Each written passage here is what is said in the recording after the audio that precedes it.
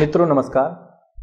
जैसा कि हम चर्चा कर रहे हैं इस 32वें पाठ के माध्यम से पति सुखासुख विचार, इसके पूर्वार्ध भाग में आपने स्त्री की जन्म पत्रिका के माध्यम से, उसके सप्तमस्थ राशियों के माध्यम से, सप्तमोदित नवांश के माध्यम से, सप्तमस्थ ग्रह के माध्यम से, सप्तम भावस्थ दृष्टि के माध्यम से इत्यादि अनेक प्रकारों से उसके दाम्पत्य जीवन के शुभाशुभत्व के बारे में आपने पढ़ा। सप्तम में कौन सा ग्रह हो तो किस प्रकार का दाम्पत्य जीवन होता है, सप्तम में पाप ग्रह हो तो वैधव्य होता है, सप्तम में शुभाशुभ मिश्रित ग्रह हो तो पुनर्विवाह होता है, इत्यादि अनेक प्रकार के योगों के बारे में आपने पढ़ा।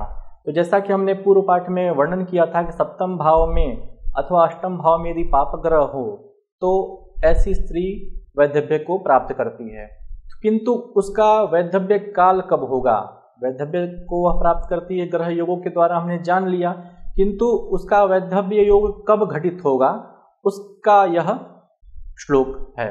यह अत्यंत ही महत्वपूर्ण श्लोक है जो वराह मिहिर द्वारा रचित है। इस श्लोक के माध्यम से आचार्य वराह मिहिर ने यह बताने का प्रयास किया है कि स्त्री जातक का वैधव्य काल कब होगा।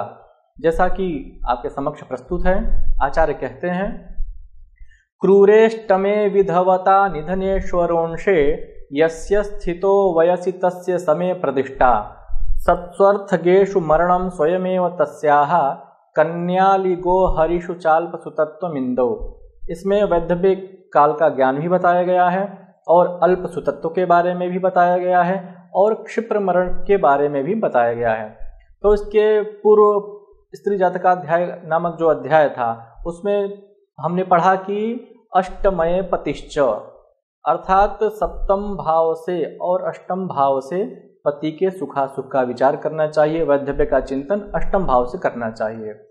किंतु विवाह के उपरांत किस वर्ष में अथवा किस आयु प्रमाण में पति की मृत्यु होगी, इसके परिज्ञान हेतु आचार्य कहते हैं कि स्त्री की जन्म पत्रिका में अष्टम भाव में पाप ग्रह हो तो वैधव्य होता है, और सप्तम में यदि 3 से अधिक अथवा 3 पाप ग्रह हो तो भी वैधव्य होता है।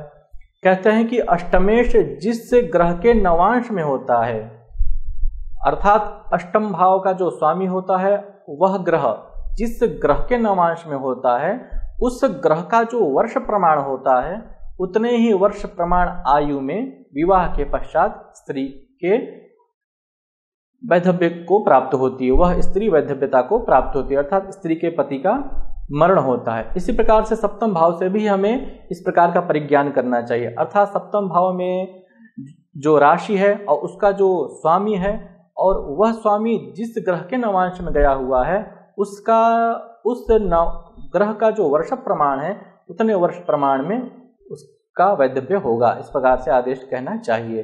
तो जैसा कि हमने पूर्व के पाठों में पढ़ा कि निसर्ग दशा वर्ष चक्र सभी ग्रहों के बतलाए गए हैं, जैसा कि आपके समक्ष प्रस्तुत है। जन्म से लेकर के 1 वर्ष तक चंद्र का आधिपत्य रहता है नैसर्गिक दशा वर्ष चक्र में, 2 से लेकर के 3 वर्षों तक मंगल का रहता है, 4 से लेकर के 12 वर्षों तक बुध का रहता है, 13 से लेकर के 32 वर्षों तक शुक्र का रहता है, 33 से लेकर के 50 वर्षों तक बृहस्पति का रहता है, 51 से लेकर के 70 वर्षों तक सूर्य का रहता है और 71 से लेकर के 120 वर्षों तक शनि का अधिकार रहता है।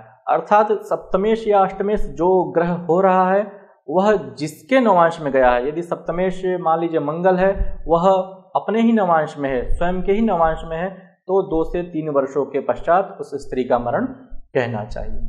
इसमें मतांतर भी प्रस्तुत होते हैं। कुछ आचार्य ऐसा कहते हैं कि अष्टमेश जिस ग्रह के नवांश में होता है उसकी दशा एवं अंतरदशा काल में स्त्री का मरण कहना चाहिए। इस पक्ष को भट्टोत्पल ने स्वयं अपनी भट्टोत्पल टीका में स्वीकार किया है। तो हम दशा और अंतरदशा के माध्यम से भी वैधव्य योग का निर्धारण करते हैं और जो नैसर्गिक दशा क्रम है उसके माध्यम से भी हम निर्धारण करते हैं। जैसे मान लीजिए अष्टमेश मंगल के नवांश में गया हुआ है, विवाह के पश्चात जब भी मंगल की दशा अथवा मंगल की अंतरदशा आएगी तो ऐसे स्थिति में स्त्री का वैधव्य होगा, अर्थात वह अपने पति से विहीन हो जाएगी। तो इस प्रकार से हम अष्टमेश द्वारा अथवा सप्तमेश द्वारा वैधव्य काल का निर्धारण करते हैं। अब हम यह चर्चा कर रहे हैं कि हम यह कैसे ज्ञात करेंगे स्त्री की जन्म पत्रिका देख करके कि किसका मरण पूर्व में होगा। तो कहते हैं कि इस स्त्री के अष्टम में पाप ग्रह हों और तथा शुभ ग्रह द्वितीय भाव में हों तो उस स्त्री का मरण अपने पति के पूर्व होता है। अष्टम में पाप ग्रह होने चाहिए और द्वितीय भाव में शुभ ग्रह होने चाहिए, तो वह स्त्री अपने पति के पूर्व ही मृत्यु को प्राप्त करती है, अर्थात जीवित अवस्था में ही वह स्त्री मृत्यु को प्राप्त करती है।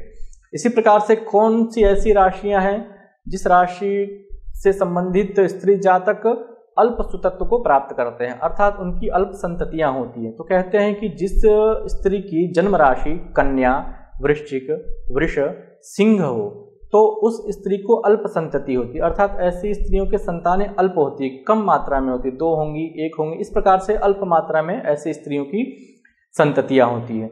आइए मित्रों, हम चक्र के माध्यम से यह जानने का प्रयास करते हैं कि क्षिप्र मरण किस प्रकार से होता है और अल्प सुतत्व ग्रह योग का लक्षण क्या है। जैसा कि हम देखते हैं अष्टम में मंगल है और द्वितीय भाव में शुक्र है, तो यह क्षिप्र मरण का संकेत दे रहा है। पुनः द्वितीय चक्र में वृष राशि में चंद्र है, सिंह में चंद्र है, कन्या में चंद्र है, वृश्चिक में चंद्र है, कहीं पर भी चंद्र हो, यहाँ पर केवल आपको एक निदर्शन दिया गया है।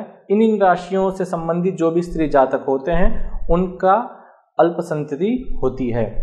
तो इस प्रकार से हमने काल का निर्धारण किया, अल्प संततित्व का निर्धारण किया और क्षिप्र मरण का निर्धारण किया। अब हम प्रस्तुत श्लोक में स्त्री के जन्म पत्रिका को देख करके किस प्रकार से हम उसके प्रव्रज्या का निर्धारण करते हैं, अर्थात संन्यासत्व का निर्धारण करते हैं अथवा अविवाहिता का निर्धारण करते हैं, यह आचार्य वराहमिहिर ने कहा है। तो स्त्री की जन्म पत्रिका को देख करके यह अवश्य ही अध्ययन करना चाहिए कि इस स्त्री के जन्म पत्रिका में कहीं प्रव्रज्या इत्यादि योगों का निर्माण तो नहीं हो रहा है। यदि इस प्रकार से संन्यासत्व योगों का निर्माण हो रहा है तो वह स्त्री विवाह को नहीं करेगी, अर्थात वह सन्यासिनी होगी अथवा वह किसी प्रकार से विवाह नहीं करेगी। तो यह अवश्य ही ध्यान रखना चाहिए पत्रिका को देख करके। तो जैसा कि आचार्य कहते हैं, पापेस्ते नवम गत ग्रहस्य तुल्याम प्रव्रज्याम युवती रूपैत्य संशयेन उद्वाहे वर्ण विधौ प्रदान काले चिंतायामपि सकलम विधेयम एतत्। बहुत ही सुंदर आचार्य ने कहा है कि यदि सप्तम में पाप ग्रह हो और नवम में भी कोई ग्रह हो तो वह सप्तमस्थ फल को न दे करके प्रव्रज्या को प्रदान करता है। जैसा कि हमने पढ़ा कि सप्तम भाव से उसके दाम्पत्य जीवन का निर्धारण करते हैं। सप्तम में कोई 2 या अत्यधिक पाप ग्रह हो तो वो स्त्री वैधव्य को प्राप्त करती है, किंतु यदि सप्तम भाव में ग्रह होने के पश्चात वह नवम भाव में भी कोई ग्रह हो तो उस सप्तमस्थ का फल न होकर के वह नवम का फल प्रदान करता है, अर्थात नवम से प्रव्रज्या का विचार करते हैं हम, धर्म का विचार करते हैं, इत्यादि अनेक पक्षों का हम नवम से विचार करते हैं, तो वह स्त्री प्रव्रज्या को प्राप्त होती है। तो ऐसे योग में जन्म लेने वाली स्त्री निस्संदेह ही संन्यासत्व को धारण करती है, अर्थात विवाह नहीं करती, आजीवन ही ब्रह्मचारिणी रहती है। नवम भाव में जो ग्रह होता है उस ग्रह के तुल्य ही प्रव्रज्या का निर्धारण हम करते हैं। पाठों में आपने पढ़ा है कि प्रत्येक ग्रहों से किस प्रकार से संन्यासत्व का निर्धारण किया जाता है। सूर्य किसका बोधक होता है, चंद्र किस प्रव्रज्या का बोधक होता है। तो नवम भाव में यदि सूर्य हो तो वन्यासन सन्यासी होता है, अर्थात वन में रह करके उसके कंदमूल को भक्षण करने वाला सन्यासी होता है। नवम में चंद्र हो तो कापालिक सन्यासी होता है, अर्थात ऐसे के व्यक्ति के हाथ में कपाल होता है, नरमुंड माल इत्यादि होते हैं।